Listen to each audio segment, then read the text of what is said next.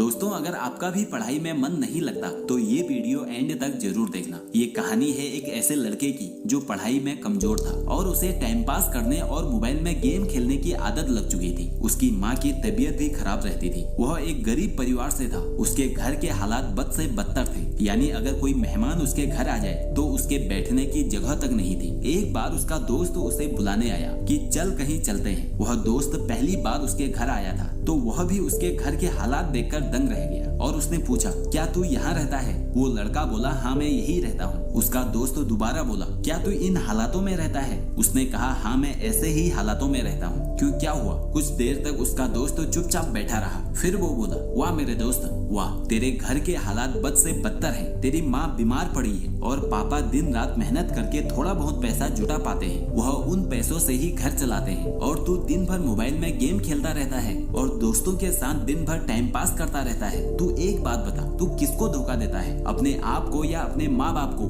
उसने इस बात पर कोई जवाब नहीं दिया। फिर उसका दोस्त बोला कि चल मेरे साथ। वह बोला, कहाँ जाना है? दोस्त बोला, तू चल मेरे साथ। फिर उसका दोस्त उसे वहाँ ले गया जहाँ उसके पापा काम करते थे। उसके पापा एक फैक्ट्री में मजदूरी करते थे। वो पूरी तरह थक कर आराम करने बैठे थे और उनका पूरा शरीर पसीने से लथपथ था। उनके शरीर में दर्द भी हो रहा था। उनके पास एक मजदूर भी बैठा था और वो मजदूर से कह रहे थे कि यार मेरी पत्नी घर पर बीमार पड़ी है और मेरे पास उसके इलाज के लिए पैसे भी नहीं है। मैं दिन रात मजदूरी करके सिर्फ 2 वक्त की रोटी ही जुटा पाता हूँ और उससे सिर्फ घर खर्च ही चल पाता है। कहीं पर भी पैसा नहीं बचता। अभी तो बेटे की स्कूल की फीस भी भरनी है। यार इससे बेहतर तो मौत है। मेरी जिंदगी तो दुख का दूसरा नाम बन चुकी है। मैं अपनी जिंदगी से तंग आ चुका हूँ। अब तो सिर्फ मेरा बेटा ही मेरी आखिरी उम्मीद है। वो लड़का और उसका दोस्त उनकी बातों को गौर से सुन रहा था। तभी उसके दोस्त ने कहा कि देख कैसे जीते हैं तेरे पापा। तेरे पापा तुझसे कितनी उम्मीद लगाए हुए हैं, देख जरा एक बार। लेकिन क्या तुझे लगता है कि इस तरह तू उनकी उम्मीदों को पूरा कर पाएगा? एक बार अपने पापा के हालात देख, वो कैसे जीते हैं, और तू अपने हालात देख, तू कैसे जी रहा है। वो 2 कौड़ी का मोबाइल क्या तेरे पापा से बढ़कर है? यह सब देख और दोस्त की बातें सुनकर उसके आंखों से आंसू टपक पड़े। फिर उसी वक्त उसने प्रण लिया कि जिस फैक्ट्री में मेरे पापा काम करते हैं, आने वाले 5 सालों में मैं इससे भी बड़ी फैक्ट्री खड़ी करूंगा। और उसके अंदर एक जिद बैठ गई कि मुझे मालिक बनना है, मुझे नौकर नहीं बनना है। फिर वह अपने सपने को पूरा करने के लिए दिन रात पढ़ाई करने लगा। उसके दिमाग में सिर्फ एक सपना था कि मुझे एक बहुत बड़ी कंपनी का मालिक बनना है और उसके लिए मुझे जो कुछ भी करना होगा मैं करूंगा। मुझे पढ़ना होगा, मैं पढ़ूंगा, लेकिन कोई भी माई का लाल मुझे रोक नहीं सकता। उसके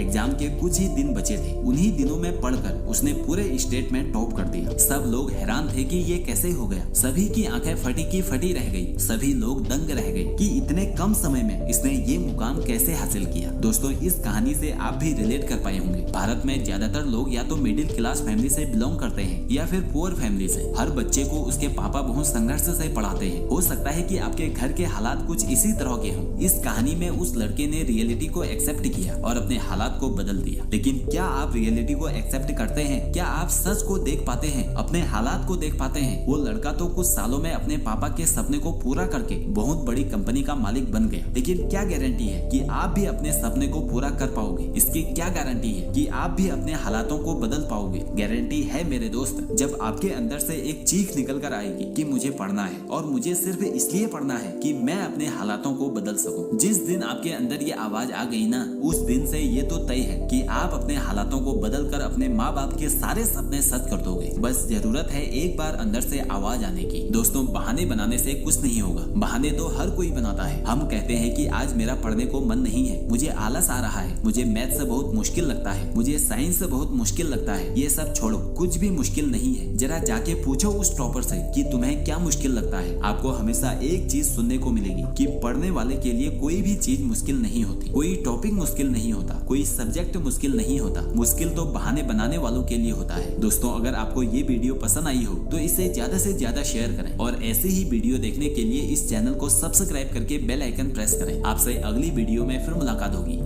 जय हिंद, जय भारत।